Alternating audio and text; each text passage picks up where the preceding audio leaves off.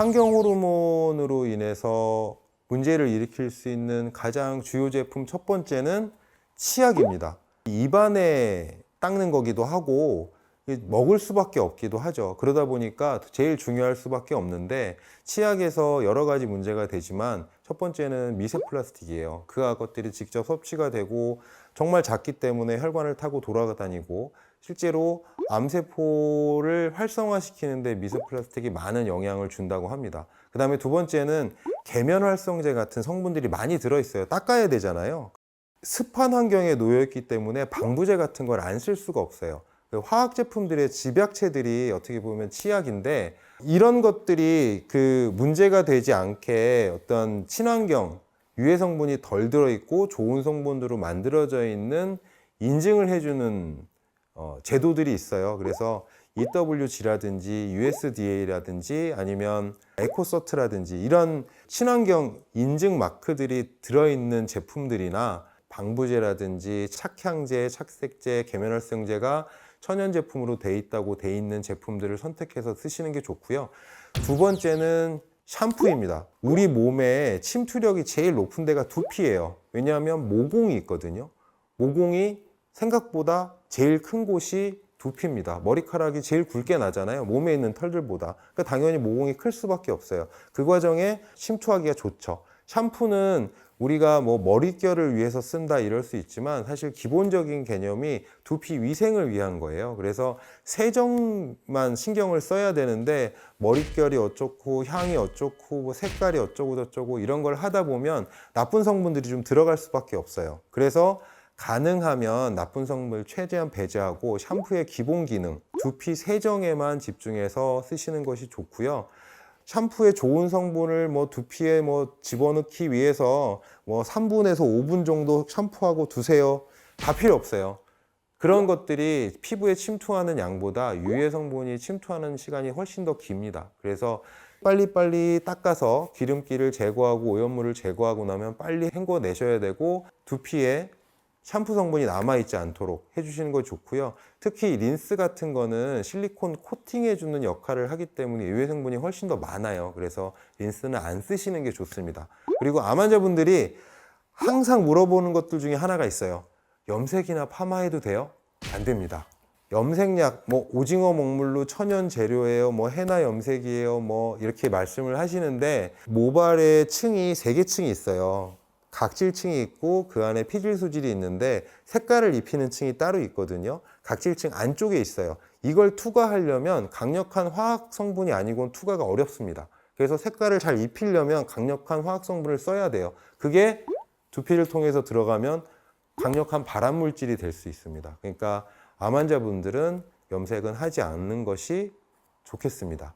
세 번째, 화장품인데요.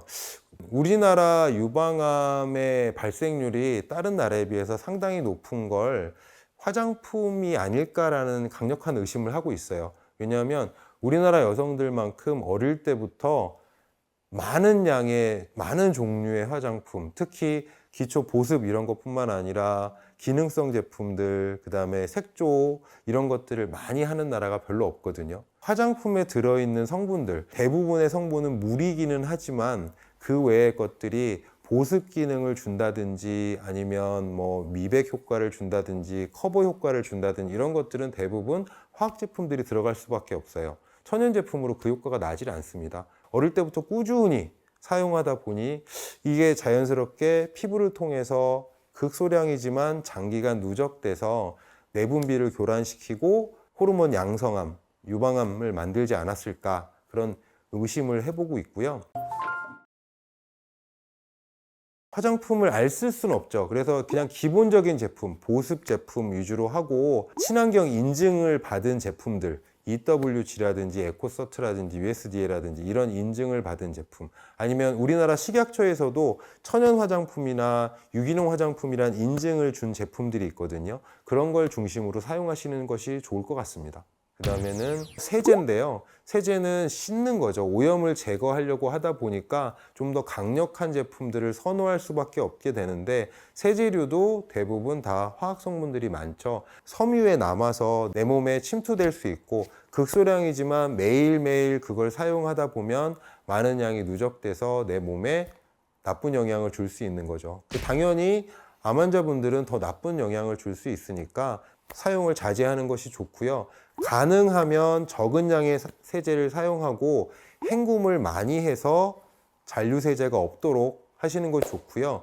마지막으로 섬유 제품들도 화학 성분들이 너무나도 많습니다. 색깔을 내고, 그 다음에 구김이 없고 오염이 되지 않고, 이런 여러 가지 기능이 추가될 때마다 화학 성분들을 쓸 수밖에 없어요. 천연섬유에는 그런 기능이 없잖아요. 그러다 보니까 자연스럽게 또 화학 성분들에 노출이 되기가 쉬워요. 실제로 1990년대, 2000년대 이후로 유니폼을 지급받은 어떤 회사의 직원들이 단체로 여러 가지 질환들, 특히 암이 많이 발생했다는 실제 사례들도 있습니다. 그래서 가능하면 천연 소재로 된 유기농 제품들이 있잖아요. 섬유 제품들에도 인증 마크가 또 있습니다. 새집증후군처럼 새 옷은, 합성 섬유류들의 새 옷은 주의하시는 것이 좋아요. 그 반감기도 엄청 길어서 거의 의류가 불에 타지 않는 이상 그냥 그 화학 성분들이 계속 극소량이지만 나에게 전달된다고 보시면 됩니다. 색깔이 너무 알록달록한 형광색, 번쩍번쩍이는 색깔, 그 다음에 다양한 기능을 갖고 있는 섬유 제품들, 그런 것들은 좀 피하시는 것이 좋겠죠. 우리가 편리하기 위해서 사용하는 제품들이니까 사용을 안 할 수는 없어요. 근데 최소한으로 사용하고 부작용을 줄이기 위해서 제품 선택을 잘 하시는 것이 좋을 것 같습니다.